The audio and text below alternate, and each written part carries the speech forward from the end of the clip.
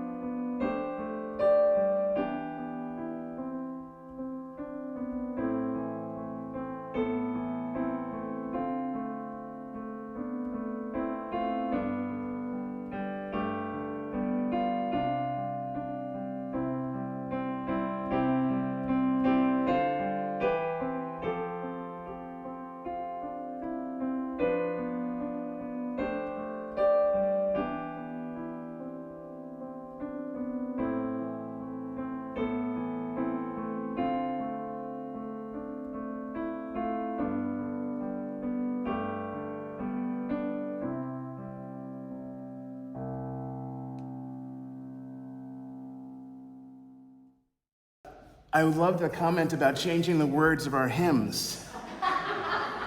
It is a Unitarian Universalist tradition. They say, there's a joke that says, why can't Unitarian Universalists sing hymns? And the answer is because they're always reading ahead to see if they agree with the lyrics. It's ironic that Once in Every Man and Nation Comes a Moment to Decide is a poem that was written by James Russell Lowell, who was a Unitarian minister. So we don't just do it to others, we overly police ourselves. I was nervous when I first moved to Vermont, which was, I wanted to say 57 years ago because of you, which was 8 years ago.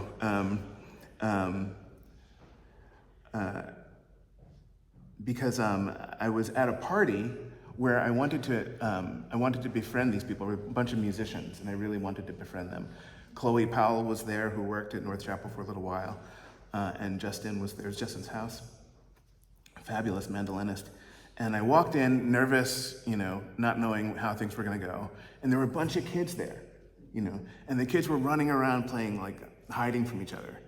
And this one kid came around the corner, grabbed my leg like it was a tree and hid behind it, and was looking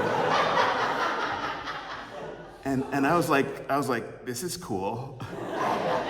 And I'm about to freak this kid out, because it's no one that they know, And he looks up at me and and then he looks back around for his friend, He didn't hesitate at all. It was more important to be hidden than it was to know the name of the tree that I was not. I think of that for Kathy's words about the moments in between where magic exchange happens. I met a lovely couple in the parking lot just a moment ago who's visiting North Chapel for the first time. And they asked, is it okay if we park back here? And I said, yes, it's only $4,200 a shot. I figured if it would work, it would,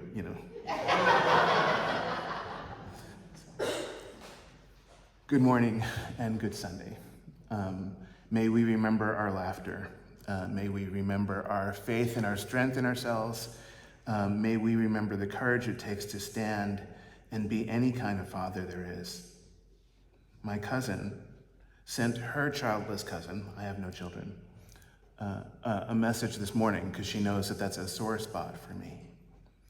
And she said, there are plenty of ways to be a father, all of them courageous.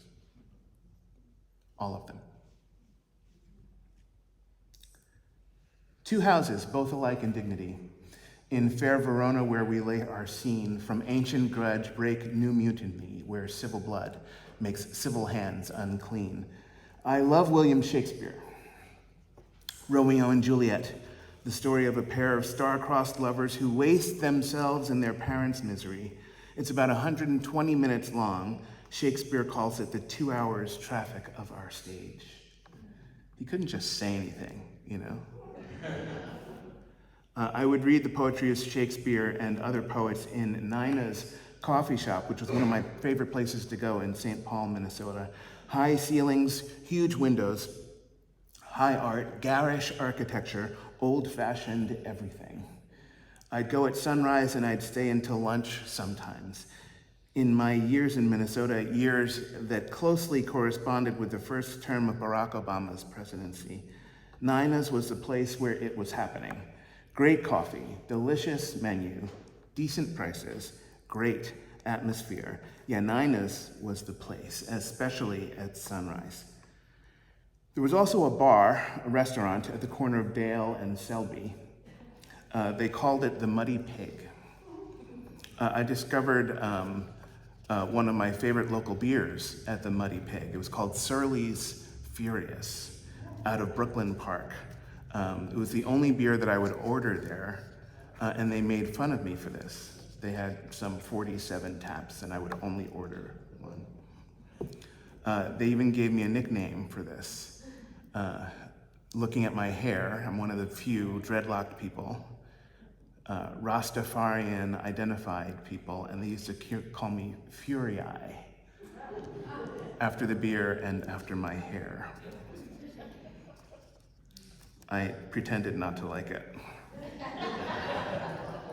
I loved that place too, but you couldn't really go there in the morning. Many a good day ended at the Muddy Pig for sure, but they started at Nina's coffee shop. I spent so many hours there. I really got into writing there. It was right down the street from where F. Scott Fitzgerald used to live. Beautiful writer, beautiful words. He was deep and he wrote about the beauty of all literature. This is his quote: "You discover your longings are universal longings. You discover that you are not lonely and isolated from anyone. You discover that you belong." F. Scott Fitzgerald was funny. He wrote, "I don't want to repeat my innocence. I want the pleasure of losing it again." He was romantic, and he wrote, "I fell in love with her courage, her sincerity, her flaming self-respect." It's these things I'd believe in, even if the whole world indulged in wild suspicions that she wasn't all that she could be. I love her, and it is the beginning of everything. End quote. Local writers aspiring to be deep or funny or romantic would congregate at Nina's in the morning. I made a lot of friends there. Joya, who spoke at my ordination, Archie, who treated me like a son, even though he was like 7 years older than me.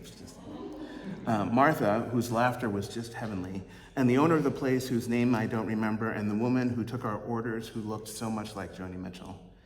For many reasons, I was comfortable there. I was really able to concentrate at Nina's, probably because I knew I was in good hands. There was good juju in the whole building, which is ironic because if memory serves correctly, Nina's used to be a brothel. The owners of the coffee shop seemed strangely proud of that, as did the clientele, including myself. Before the controversy that stained his career, Garrison Keillor had a bookstore downstairs. Garrison Keillor was the host of Prairie Home Companion and the news from Lake Wobegon, where the women are strong and the men are good looking and all the children are above average. That's what they used to say. That was their tagline. Common Ground Books, they called it. It was a few doors down from where Amy Klobuchar had her senatorial office. I always loved Amy Klobuchar for some reason. I really liked saying her name. I liked being directly represented by her. I liked voting for her. So of course, my open heart goes out to her this morning. She lost a friend yesterday, and the state of Minnesota lost a beautiful representative. I'm very sorry to share this news with you just this morning, but according to the BBC, there is a manhunt underway in Minnesota after 2 state lawmakers were targeted and one of them killed on Saturday morning in what Governor Walz called an act of targeted political violence. Melissa Hortman, 55, a Democrat, and her husband were killed in Brooklyn Park, a city near Minneapolis. And John Hoffman, 60, also a Democrat, and his wife were shot several times in their home, about 15 kilometers away from the other related attack. Amy Klobuchar, Melissa Hortman, and their husbands had all had dinner the night before. Still very much in shock, Senator Klobuchar remembers her friend and her colleague so fondly. Last night, she said, "I always think of Melissa way back, door knocking every single house in her district. She was practically friends with everyone. She had little kids at the time. We had our daughter. There weren't many women in politics, women in leadership back then, much less women with kids. Melissa somehow balanced it all, being a Girl Scout leader, a Sunday school teacher, raising these kids, and then moving up in the legislature to become Speaker of the House, the highest position, so beloved by her colleagues on both sides of the aisle. Fearlessness builds a bridge spanning the chasm of our differences. Fearlessness builds a bridge spanning the chasm. Hope and fearlessness always build a bridge. In times of great sorrow, Vedana Shiva would muster courage enough to implore us to remember that good societies have cultivated fearlessness and hope among their citizens. Fearlessness and hope among their citizens. Good politics has always been about real courage, real fearlessness. Take Gandhi, whose ultimate weapon was fearlessness. Against one of the worst enemies of our time, and the very notion of not cooperating with that empire was based on fearlessness. And Martin Luther King walked in the Gandhian tradition. He walked in fearlessness and hope. Every leader worth their name promotes fearlessness and hope. End quote.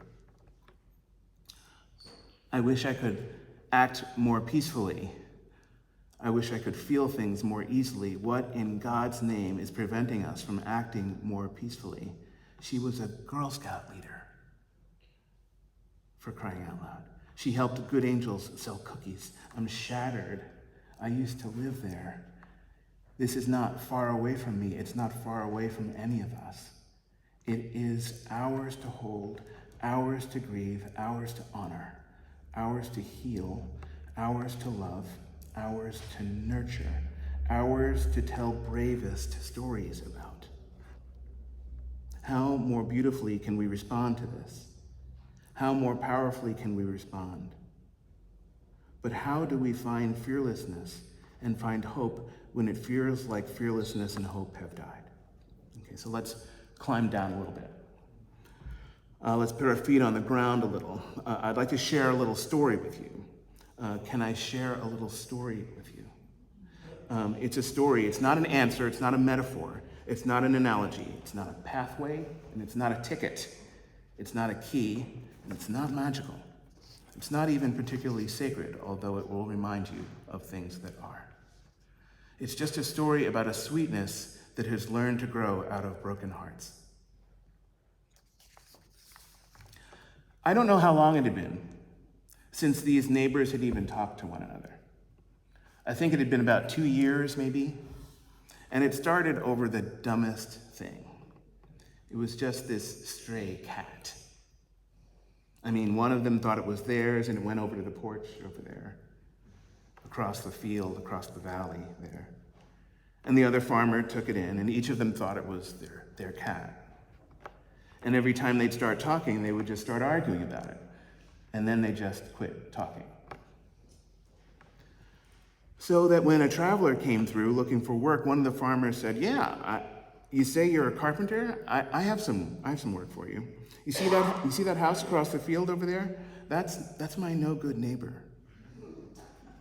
And you see this little ditch in between our yards? He calls it the creek. But he dug it with his plow. He went up to the hill and changed the way the spring comes down the creek. It's just a little trickle running through there now, but well, if he's going to divide us up in that way and do that sort of thing, I just might as well finish the job. I want a fence all the way across. I don't even want to have to look at him. And the carpenter said, well, yeah, I could do that. I'm going to need a whole lot more lumber, but I could get started with what you've got here in the shed, but you're going to have to go into town.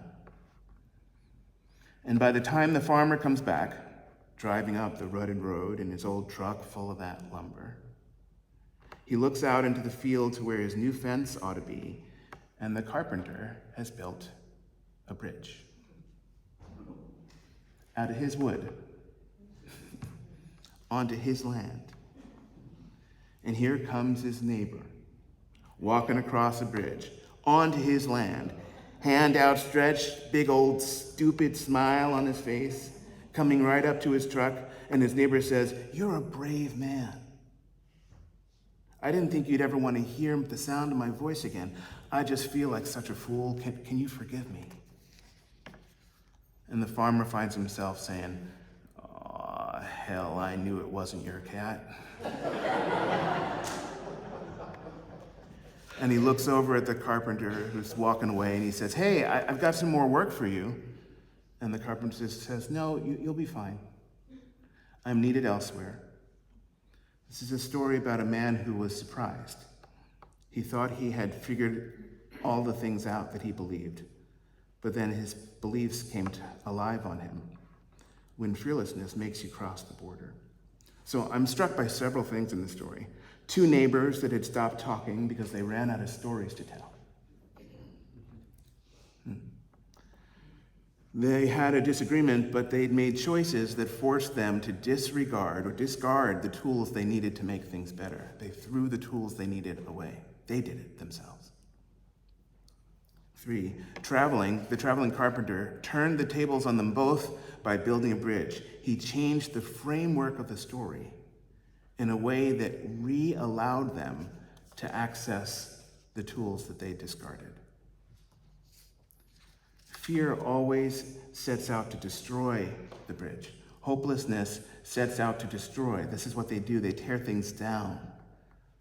Often like impetuous children in need of supervision, fearlessness builds a bridge. Hope always builds a bridge, spanning the chasm of our differences, reconnecting us with one another, and more importantly, reconnecting us with ourselves.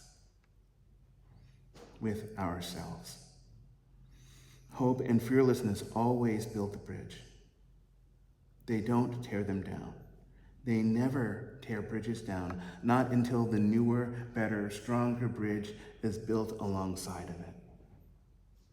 4, the neighbor who didn't know that the tables had been turned by the carpenter broke through into a higher state of reality, a more loving state, and compelled the same neighbor, the neighbor who did realize that the table had been, he compelled the same out of the neighbor who did realize that the tables had been turned. They both called each other to a higher consciousness.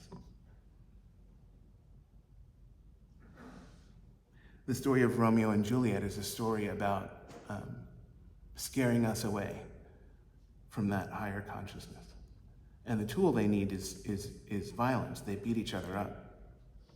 They scare us away from what we need most in our hearts. 5, the second neighbor, the knowing neighbor, was not a fool. Rather, he was simply someone who saw afresh and chose a better way.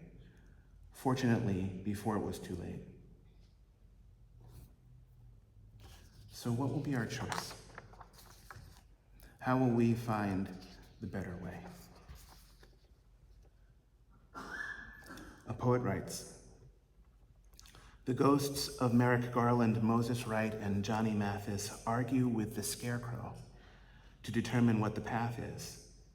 Elton John and Dorothy and the road of yellow bricks, which is east and west of us, but which the which betwixt?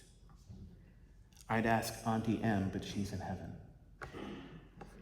She and Henry lost it in that terrible tornado. They sold the Kansas farm and bought a Cherokee Laredo.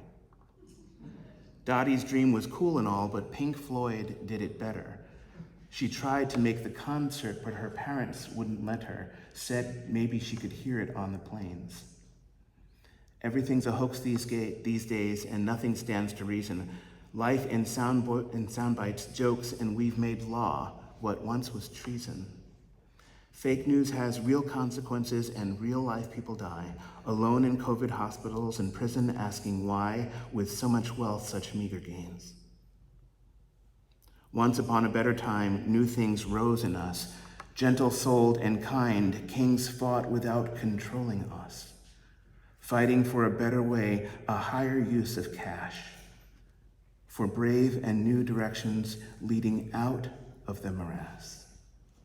Sadly, no, right now we do not hear. Fake news has real consequences, and real life people die. So what should we do? How do we span the chasm?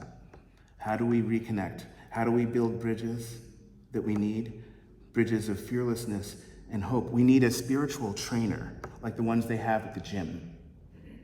We need someone to tell us how to diet, how to sleep well, how to exercise, how to strengthen ourselves. We need someone to teach us how to strengthen our inner core, how to steel our spine, how to make ready for fearlessness and hope, and for the return of something we can all call truth.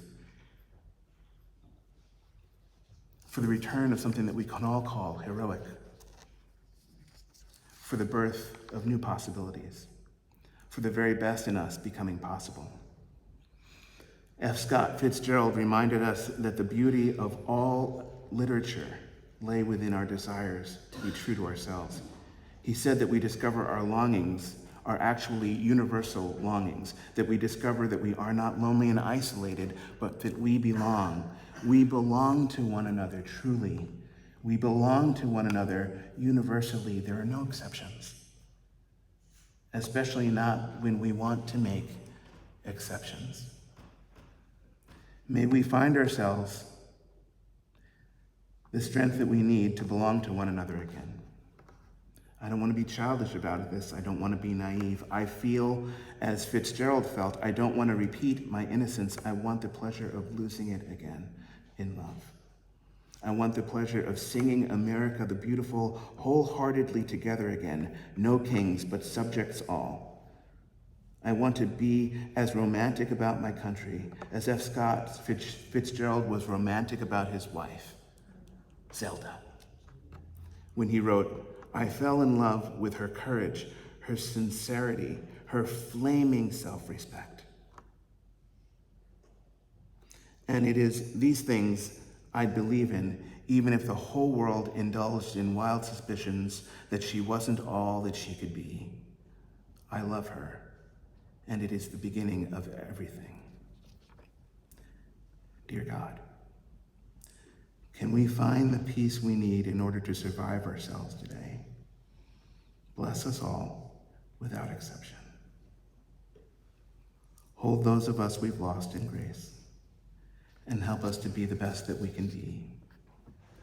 I have every confidence that when we find the gentle place inside of us that can respond with laughter to the stories that we cannot yet conjoin, we'll be in a good place. There were several people that came by the protest last night that had angry words or gestures, some of which I didn't understand, being cute. Some of which I chose not to understand and laugh at. But to find the lightness in, perhaps we don't have access to the same story and we need that same story.